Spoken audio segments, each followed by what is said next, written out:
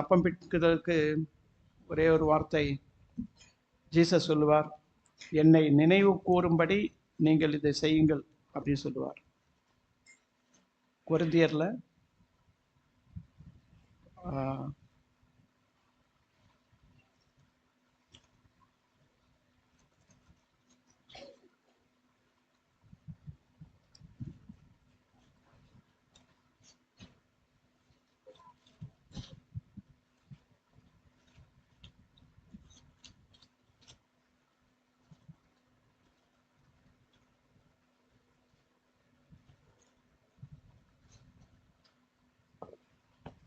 1 கொரிந்தியர் 11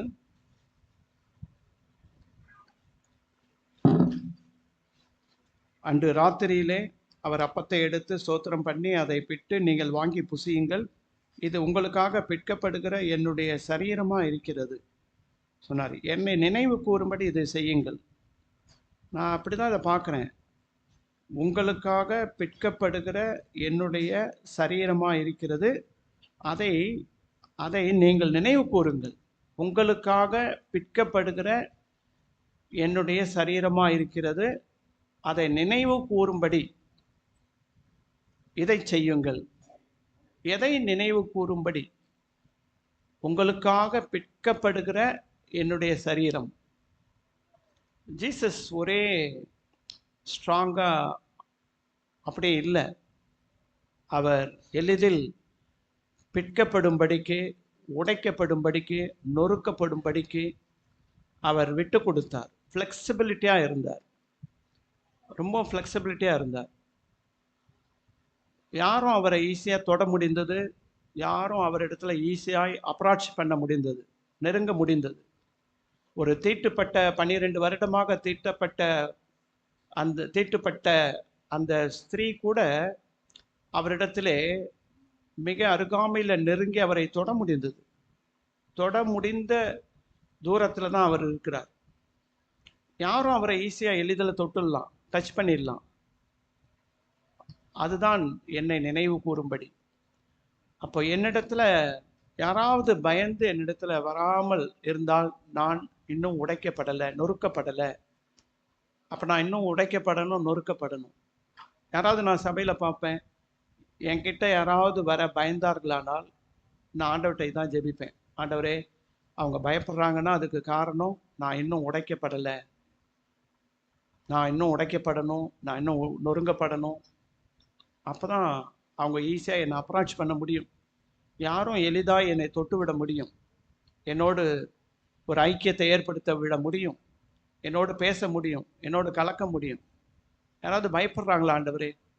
அப்படி பயந்தா தப்பு அவங்க மேலே இல்லை, தவறு என் மேலே. நான் தான் உடையணும் ஆண்டவரே.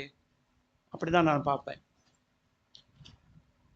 என்னை நினைவு கூறும்படி இதை செய்யுங்கள் அப்படின்னார். அப்போ ஜீசஸ் தன்னை அர்ப்பணித்தார். அவர் உடைக்கப்பட, நொறுக்கப்பட, எல்லாவற்றுக்கும் அர்ப்பணித்தார். அவர் எப்படி அர்ப்பணித்தார் என்றால், அவர் மேலே அவர் முகத்தில் காரி துப்பும்படிக்கு அவர் தன்னை அப்படி உடைக்கப்பட்டார். பல சூழ்நிலைகளை உடைக்கப்பட்டார். காரி, யாராவது நம்ம முகத்தில் காரி இது வரைக்கும் முழிஞ்சிருக்காங்களா? தூணு நம்ம முகத்தில் யாராவது காரி முழிஞ்சிருக்காங்களா? இல்லை. எங்கள் வீட்டு பக்கத்தில் அங்கே போகிறவங்க வரவங்க சும்மா காரி எங்கே துப்பிட்டு போவாங்க. அதுவே எங்களுக்கு ஒரு சின்ன ஒரு இன்கன்வீனியண்ட்டாக இருக்கும், இங்கே வந்து துப்பிட்டு போகிறாங்களே அப்படின்ட்டு.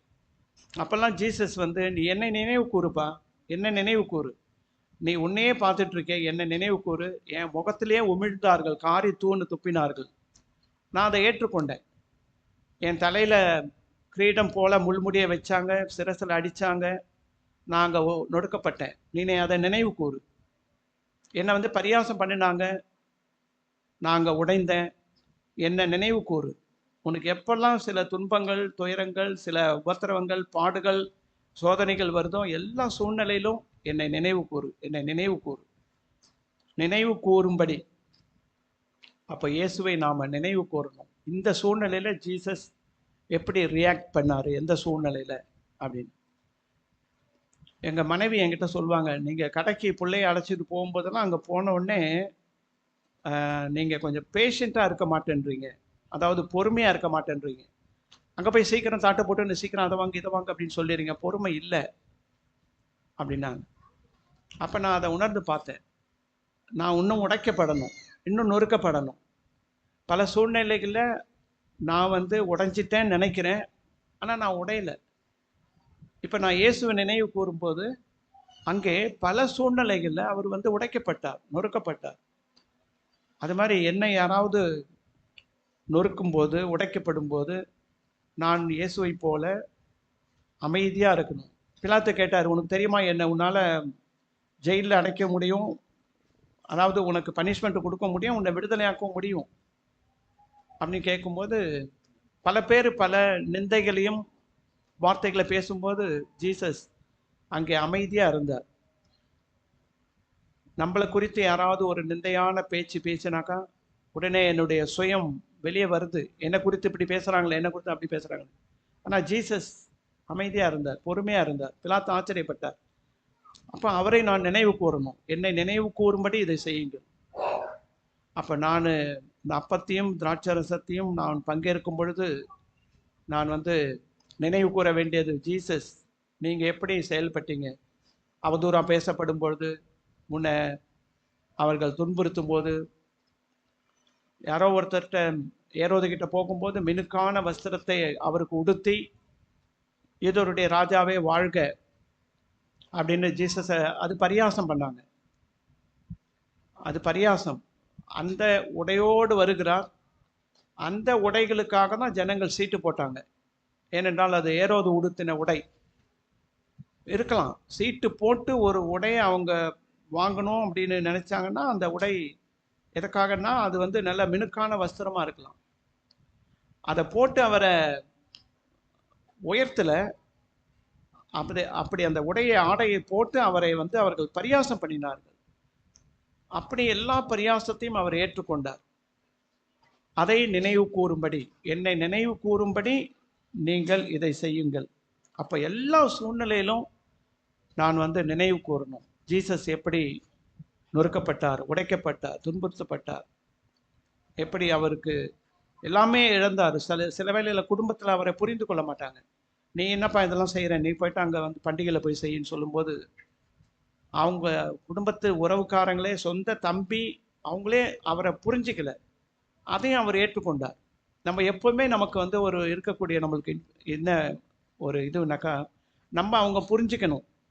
ஏன்னா அவங்க புரிஞ்சிக்கல, இவங்க புரிஞ்சிக்கல, அதனால மனசு உடைஞ்சு போயிடும். உடைஞ்சு போயிட்டு அப்படியே சோர்ந்து போயிடும். ஆனால் இயேசு அவங்க சொந்த தம்பியே புரிஞ்சிக்கல, கூட இருந்தவங்களே புரிஞ்சிக்கல. ஆனாலும் அவர் என்ன செய்தார், அதையும் ஏற்றுக்கொண்டார். அதை நான் நினைவு கூறணும். அவருடைய சீஷர்கள் கூடவே இருந்தாங்க, எல்லாமே பார்த்தாங்க, அவருடைய அதிசயம் அற்புதங்கள் அத்தனையும். ஒரு காலகட்டத்தில் அத்தனை பேருமே அவரை விட்டுட்டு பின்வாங்கி தூரம் போயிட்டாங்க. அதை நினைவு கூறணும்.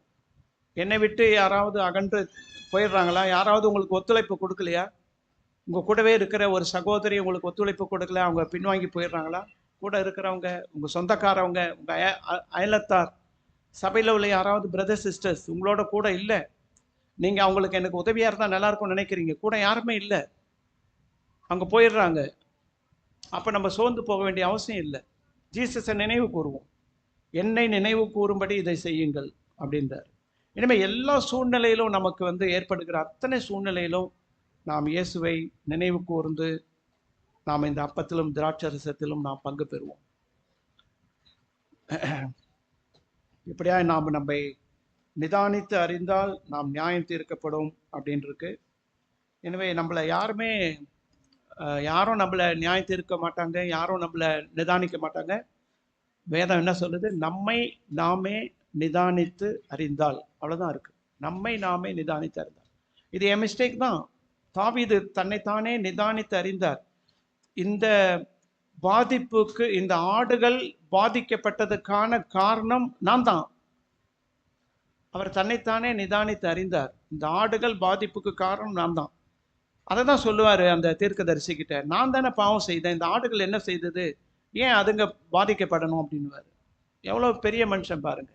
அந்த பாதகத்தை, அந்த அந்த ஒரு காரியத்தை, அந்த பாவத்தை அவர் தன் மீது ஏற்றுக்கொண்டார். அவர் தான் தேவனுடைய இருதயத்துக்கு ஏற்ற மனுஷன். என்னைக்கெல்லாம் ஒரு பிளேமை நம்ம ஏற்றுக்கொள்கிறோமோ, நம்ம உண்மையிலேயே தேவன் சொல்லுவார், என் இருதயத்துக்கு ஏற்ற மனுஷி, என் இருதயத்துக்கு ஏற்ற மனுஷன். மற்றவர்களுடைய பிளேம், என்னுடைய பிளேம் இல்லை. என்னுடைய சொந்த நடக்கை, பேதுரு சொல்ற மாதிரி நாம் அநியாயம் செய்யப்பட்டு அது நிமித்தமாய் நாம் தண்டிக்கப்பட்டால் அது பெரிய காரியம் இல்லை. ஆனால் நாம் நீதியாய் நியாயமாய் நடந்து பிற்பாடு நாம் தண்டிக்கப்பட்டால் தேவனுடைய பார்வையில் அது பிரீதியா இருக்கும்ன்றார். எனவே நாம் நீதி நியாயம் செய்து அது நிமித்தமாய் நமக்கு சில பாடுகளோ துன்பங்களோ மனுஷர்கள் புரிந்து கொள்ளாமல் போவதோ அப்படி மாதிரி ஏற்பட்டால் தேவனுடைய பார்வையில் அது பிரீதியா இருக்கு. செகண்ட், அதை நாமே நிதானித்து அறியும் பொழுது நாம் நியாயம் தீர்க்கப்படுவோம் இருக்கு. ஒரு நாள் நாம் செய்த அது நிமித்தமாய் பாதிப்புக்குள்ளான எல்லா காரியத்தின் நிமித்தமும் நாம் ஒரு நாள் இயேசுவுக்கு முன்பாக போய் நிற்க நேரிடலாம். அப்போ ஜீசஸ் பார்த்துட்டு, ஓகே, நான் ஆண்டவரே இது என்னால் தான் ஆனது. உடனே ஜீசஸ் சொல்லாரு, ஓகே, நீ ஆல்ரெடி ரிப்பெண்ட் ஆகிட்ட, நீ உன்னையே நிதானித்து அறிஞ்சிட்ட, அதனால் உனக்கு நியாய தீர்ப்பு இல்லை அப்படின்னு சொல்லும்போது எனக்கு எவ்வளோ சந்தோஷமாக இருக்கும். எல்லா சூழ்நிலையிலும் வீட்டிலும் ஒரு சின்ன குழப்பம் ஏற்பட்டால் ஹஸ்பண்ட் பொறுப்பேற்று இந்த குழப்பத்துக்கு காரணம் நான் தான் நிதானித்து அறிஞ்சிட்டா ஓகே. ஒருவேளை மனைவி மூலமா ஒரு காரியம் ஏற்பட்டு, ஒரு குழப்பம் ஏற்பட்டு, ஒரு நஷ்டம் ஏற்பட்டால் மனைவி இந்த நஷ்டத்துக்கு காரணம் நான் தான் நிதானித்து அறிஞ்சிட்டா, பொறுப்பெடுத்துக்கிட்டா அங்கே ஒன்றுமே இல்லை. பிள்ளைகள் இந்த நஷ்டத்துக்கு காரணம் நான் தான் நிதானித்து அறிஞ்சிட்டா, பொறுப்பெடுத்துக்கிட்டா அங்கே ஒன்றுமே இல்லை. முதலாவது குடும்பத்தில் தலையாக இருக்கிறவங்க அந்த காரியத்துக்கு பொறுப்பெடுத்து, தாவீது அப்படி தான் செய்தார். அந்த பொறுப்பெடுத்துக்கிட்டார். இந்த ஆடுகளுடைய பாதிப்புக்கு காரணம் நான் தான் அப்படின்னு பொறுப்பெடுத்துக்கிட்டார். எந்த சூழ்நிலையிலும் மனுஷர்களுடைய எந்த பேரு புகழ் எதுவுமே வேண்டாம். தேவனுடைய பார்வையில் மட்டும் நம்ம வாழ்வோம். அப்படி நாம் வாழ்வோமானால் நிச்சயமாக நமக்கு எந்த ஒரு இதுவுமே நமக்கு ஏற்படாது. பாதிப்போ தாக்கமோ அல்லது வேறு எதுவுமே நம்ம எதை குறித்தும் நமக்கு நஷ்டம் ஏற்படாது. அப்படியா நம்மை நாமே நிதானித்து அறிந்து இந்த அப்பத்திலும் இந்த திராட்சை ரசத்திலும் நாம் பங்கு பெறுவோம்.